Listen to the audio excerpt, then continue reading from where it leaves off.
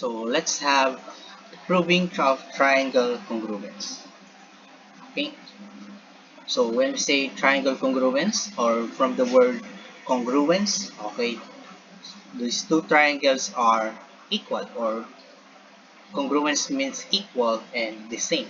And by looking at these figures here or pictures, okay, this building has a shape of a triangle and it has the same uh, as also another building has the same triangle, same size, same length. These two pyramids here have the same size, shape, and length. Even this one and this also can be right. Okay. So congruent figures have exact shape and sizes. Okay. So as shown in the diagram, okay, a figure can be flipped, rotate, or slide, and does not affect whether the figures are congruent because they are still have the same shape and size. Okay, no matter how you flip, you turn it and slide the shape. Okay, they are still the same shape and size. Okay, so in this figure here, we have to identify the angles and the size of each angles. So we have triangle ABC. Triangle ABC has angles of angle A, angle B, and angle C. Okay, angle B, angle A, angle B, and angle C. Okay, and it also has the sides of segment AB, okay, segment BC, and segment AC. Segment AB, segment BC, and segment AC. Okay, or in this figure on the right, okay, we have, let us name all the angles here: angle Q, angle R, and angle S. Okay, so angle Q, angle R, and angle S. And all also the sides of this triangle: segment QR, segment RS, and segment QS. Okay, so we already named all the sides and angles of each triangle. Now, let us consider this statement. Triangle ABC, or by looking at these two figures, they have the same size and shape by looking at, by observation. And what if we coincide triangle ABC to QRS? Okay, yeah, so they coincide to each other, meaning to say they have exact size and shape.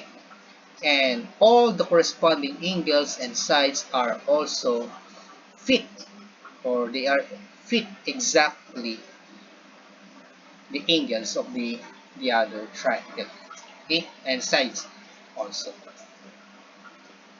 So meaning to say, if they have the same side, or angle A corresponds to angle Q, and they are equal. Okay, angle B and angle R have the same length or degree measure. Angle C is also equal to angle S. They are corresponding angles. So we say angle A corresponds to angle Q, angle B corresponds to angle R, angle C corresponds to angle S. Okay. Now, segment AB corresponds to segment QR. QR. Okay.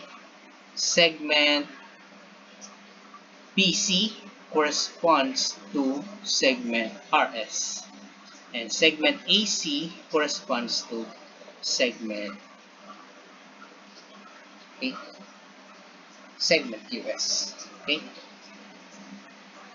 So for the definition of correspondence, pairing the parts of one group to parts of another group called the corresponds to S. Okay, so just like in the previous slide, segment A, angle A corresponds to Q, B corresponds to R, C corresponds to S. And same as with the size of its triangle.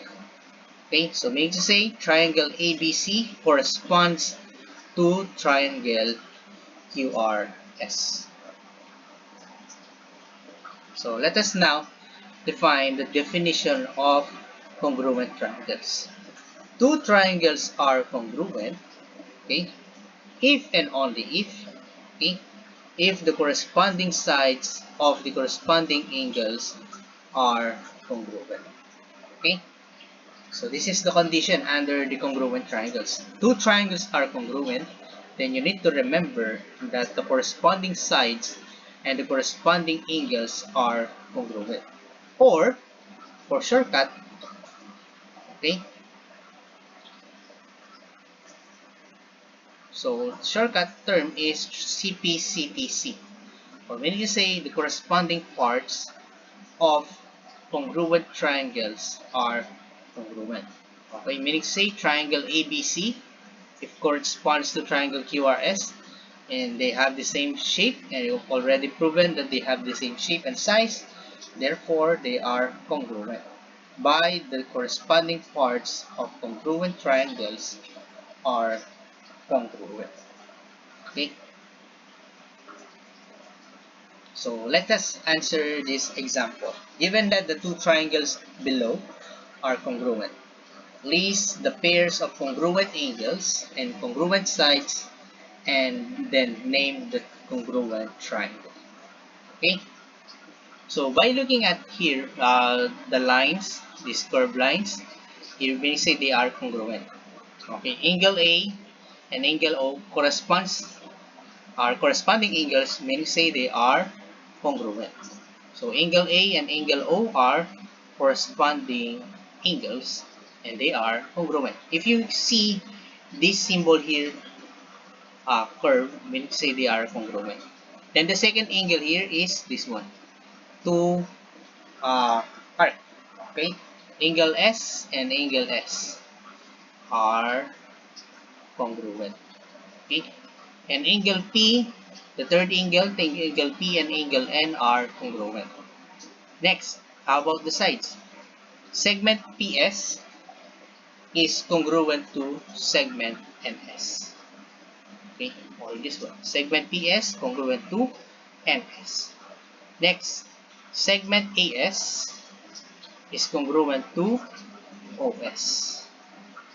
And that's the last one is segment AP corresponds to segment, or PA corresponds to segment NO.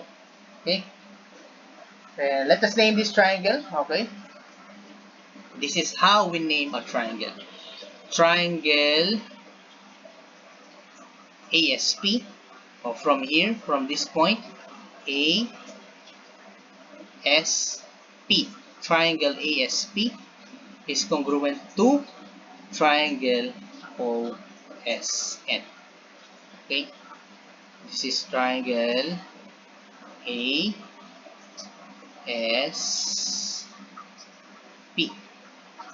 Okay, and triangle OSN.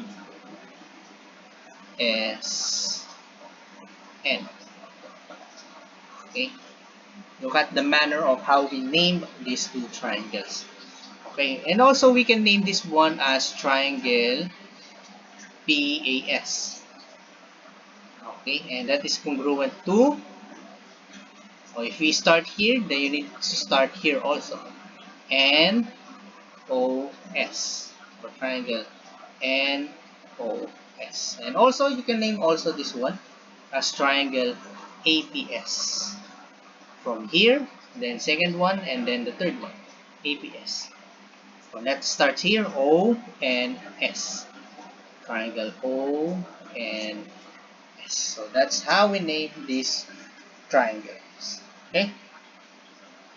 So, now in this problem here, in example number 6, you need to find the degree measure of angle N. Okay? The degree measure of angle N. So, What is the angle N? Here.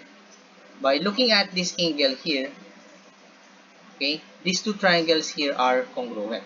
So triangle AEC is congruent to what triangle? So it is congruent to triangle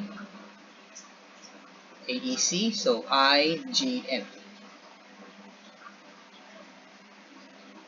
IGN. AEC. IGN. Okay?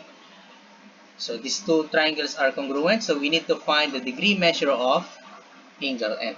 And as you can see, angle N corresponds to angle C. Okay? So angle C is equal to measure of angle. Okay? So angle C and angle N has a measure of 10x plus 5. So how can we find the degree measure of N? So we need to apply the theorem, triangle angle sum theorem. Okay, the triangle angle sum theorem.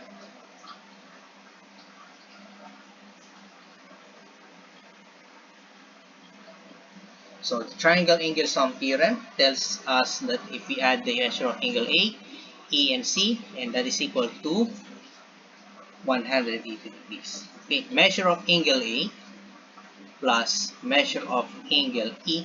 Since measure of angle C and measure of angle N are equal, so we can use the measure of angle N is equal to 180 degrees. So measure of angle A is 53 degrees plus 92 degrees for angle E, and measure of angle N is